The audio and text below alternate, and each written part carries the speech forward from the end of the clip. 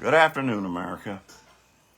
2 links, 0 featured. I don't know what the hell that's talking about. But I know what I'm talking about. And we're going to be in a bit of a pissy mood for the next couple of years. The next couple of years, at least. Today, I have titled this one, Justice Denied. Because it has been. Today, in the Oversight and Accountability Committee in the House, Jamie Raskin spoke, and I'm going to use his words first, and then I'll go into my thoughts on the day. In the committee, Representative Raskin said, "The chairman began by saying that the point here is to restore the rule of law. Restore the rule of law. Can you even pretend to do that if you stand by and support Donald Trump, who on day one, as the chairman of the committee just said, day one of his presidency, pardoned 1,500 insurrectionists, including hundreds of people who violently assaulted and attacked American police officers?" Said Raskin during a hearing of the Judiciary Committee's Subcommittee on Immigration and Integrity, Security, and Enforcement. Let's just take one person who is free today. Julian Khater, I think that's how you say the name, Khater, Khater, who had been convicted after having every due process protection, the right to counsel, the right to cross-examine witnesses, the right to introduce evidence, but they had him completely. They knew exactly what happened. Most of this was videotaped so the whole world could see it. Well, Julian Khater repeatedly violently assaulted our police protecting us in Congress. Officer Brian Sicknick, who then proceeded to have several strokes and died on January the 7th, 2021, the next day. The family of Officer Sicknick is absolutely devastated and demolished by what's just happened. I invite any of my colleagues, including the members new to this committee who maybe weren't here on January 6th and didn't experience the trauma of that violent insurrection when we saw a mob marauding through here yelling, "Hang Mike Pence, hang Mike Pence," and looking to assassinate Nancy Pelosi. And now you have the temerity to come forward and say this is about public safety? How much safer are we now that these 1,500 criminals at large in Washington, D.C. and are going out into the country? Are you vouching that these people are not going to be attacking any other police officers? Are you vouching that they're no longer a threat to public safety? What an outrage. What a scandal. I do believe that he summed it up very well. I think he summed it up about as well as any of us could possibly have said it. I don't understand it. I will never understand it. I will never understand any of the things that he is doing right off the bat. Outside of, he made a lot of promises to people that shouldn't have been promised in the first place, that shouldn't be kept, but he made those promises and he knows that his fortunes will go down if he doesn't follow through, at least on the surface, to fulfill those promises. It's disgusting. As I said, I called this one today Justice Denied, and that's exactly where we are. I'd like you to take some time after this one today. I'll be posting the links to the YouTube channel where this will be, as well as links to where you can help me out with a PayPal, also an Amazon wish list. I would hope that we can. I'm trying to do a better job to make these things a little more presentable. I think I did it a little bit last night, although I did have a problem with the video speeding up in one of my music reaction videos. If you get a chance, take a look at that. Like and subscribe on the YouTube channel. That can help. But one of the things that I can say is, going through a lot of the stuff that I've learned today, there is at least one tiny glimmer of a silver lining, bit of good news, and that is While we didn't do it for the election itself, 14 million less votes doesn't strike me as overwhelming. At least we did make it very, very clear, even though he'll lie about it one way or another, that, we had asked, please don't tune into that shit. Apparently we did not. Overall, the ratings were down 27% from Joe Biden's inauguration and down 20% from his inauguration in 2017. At least we got that much right. But we've seen just this huge dumping of executive orders, and I've just gone through the ones that struck me as, well, that's going to be a shit show, and the ones that will apparently hurt the most. And I want to go over those. Every one of them combined, and the pardons of the J6 insurrectionists scream one thing: fuck the law, I'm the law. He pardoned Ross William Ulbricht. I don't know if you remember that name. He was the guy that did the Silk Road deep web drug enterprise. Got caught, and very clearly did what he did, proof all right there on his laptop. Went through the whole due process and everything else, and ended up, because of it, receiving a life sentence, which he should have received. That's the kind of drug dealer he was. But Trump pardoned him. He ran this thing, and literally thousands of people died from it for 2 years, 2011 to 2013. And Trump pardons him for it. I thought this whole thing with the immigrants was about stopping the flow of drugs, and you just pardon one of the worst drug dealers in the world. His reasoning for doing it was the same prosecutors that he had. Yeah, the Democrats weaponized the justice system. Sure we did. Another was that states' passports must show, this is the quote, God-given sex which was decided at birth. Which God did they talk to? That's my big question. They obviously didn't talk to a scientist, but every passport must have the God-given sex which was decided at birth.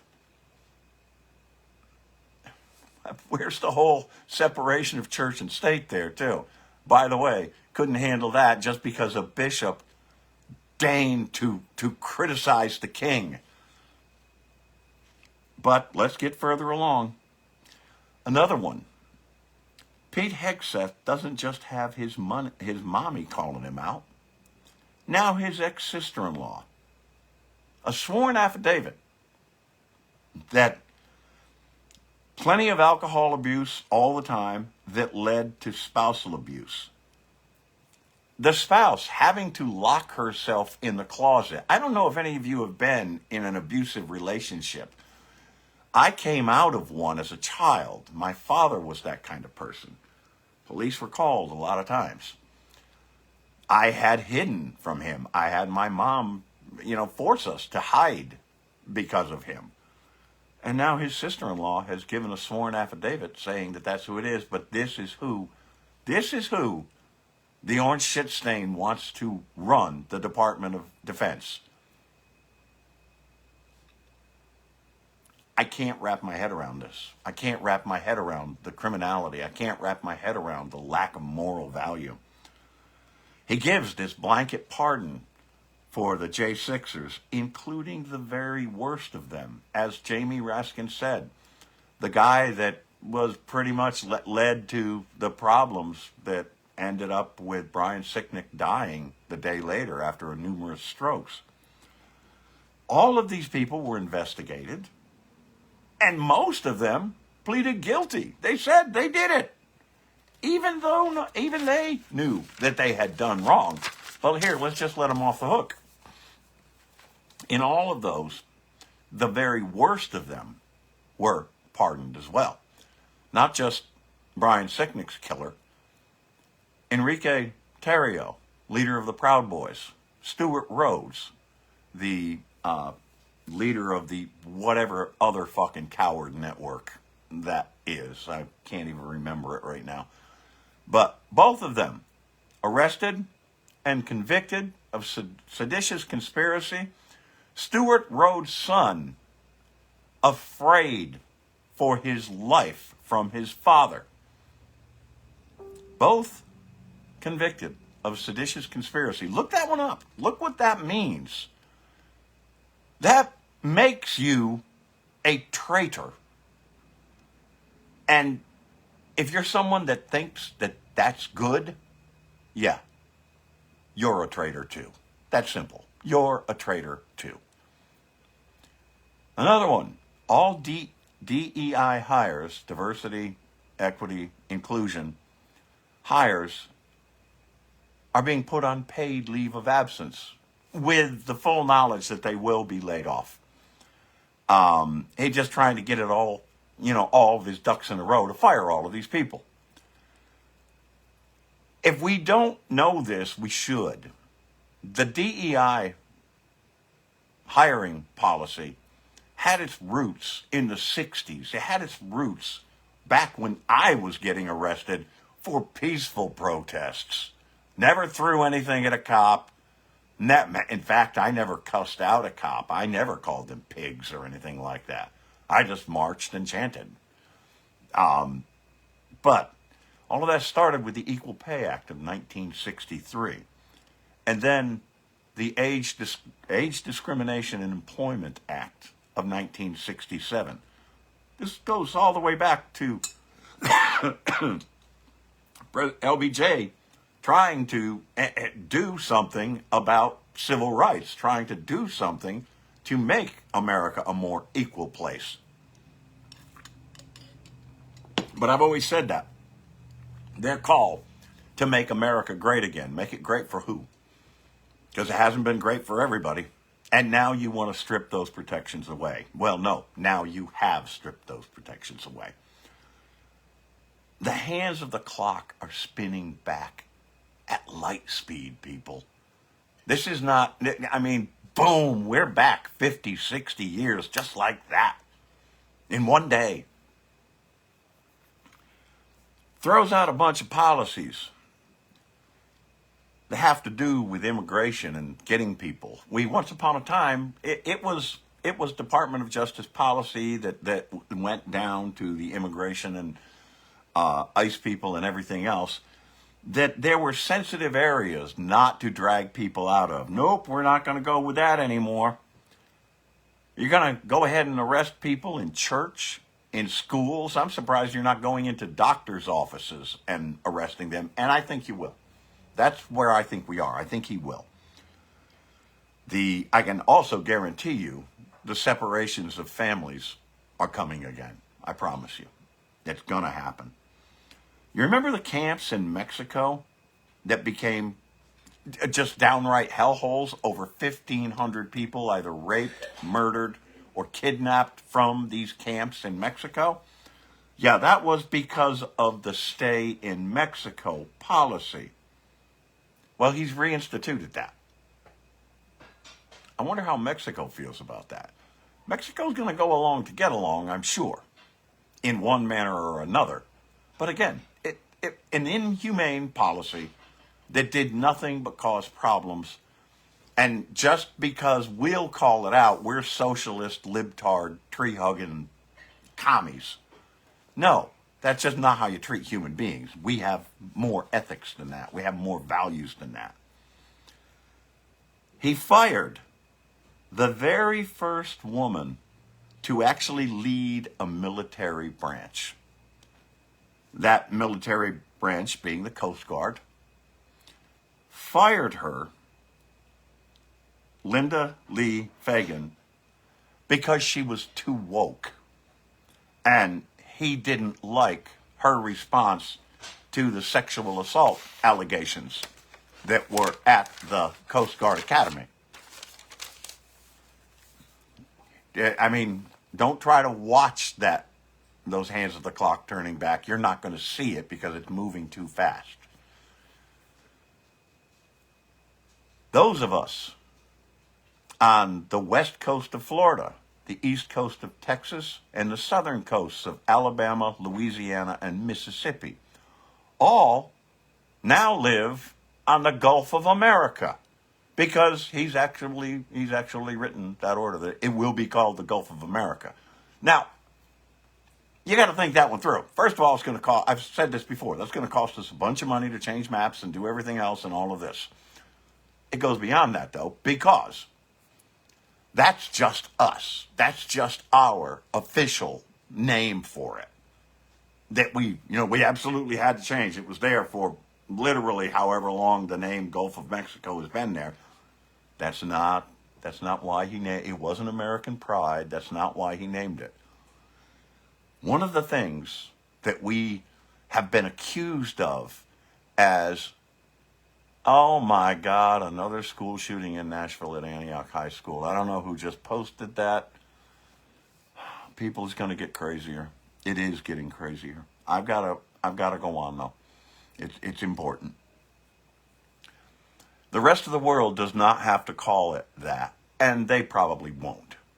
However, it's important because the real reason behind it, the thing that we have supposedly been, the Democrats have been, warmongers. We're the ones that always get us into war. We're the imperialistic bastards and all this other stuff.